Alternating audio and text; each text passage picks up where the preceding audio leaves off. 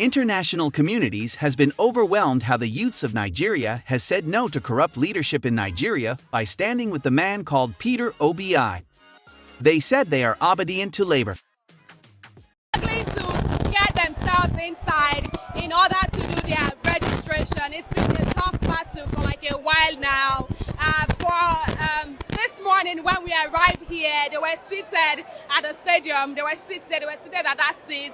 But at the moment, we can see all of them. They've all moved to where the registration is happening because they want to come inside to get their registrations done. Details will unfold as we move on.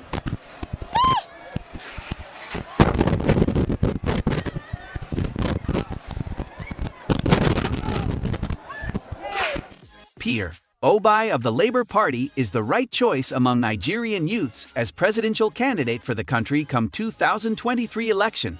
Some politicians has this to say against the people's choice.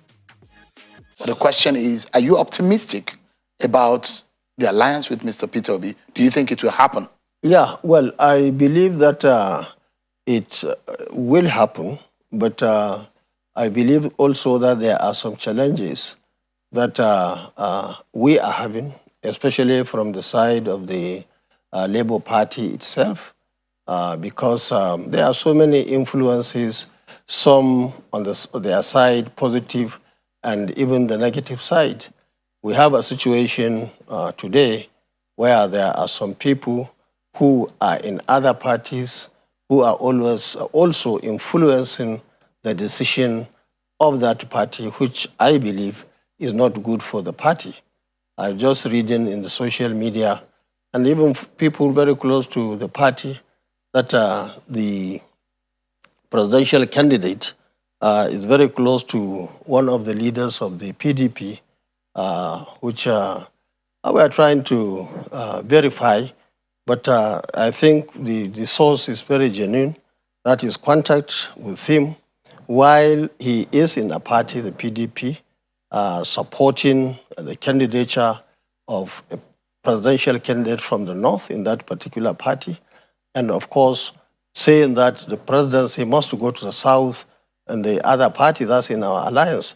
And that's really to weaken our own party. And, so you see some war of attrition. Oh, yes, yes, yes. So, it's happening. And I mean, with all of this, you are hopeful that Peter Obi and Robbie Kunkunso might be on the same poster, on the same ballot for the same party. But which party could that be? Could it be the NNPP or the Labour Party? Because now merger is almost impossible now.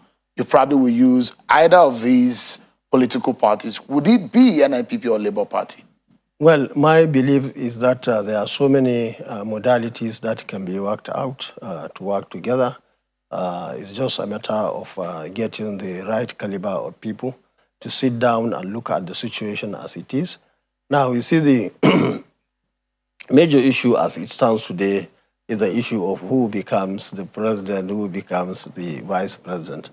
And I believe this is the time really to advise, especially those who are positively behind the candidate of the Labour Party, that this, for me, I have seen an opportunity for the Southeast to be relevant in the next dispensation. In NNP, in PDP, they are completely out. So also in the APC. The only opportunity now is the NNPP.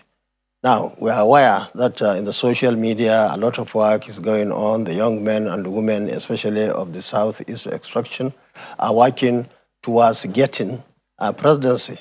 But the fact remains on the ground that even the entire zone, any zone in this country, decides to vote for a particular person, that person, going by our Constitution, the provision in the Constitution, cannot be president.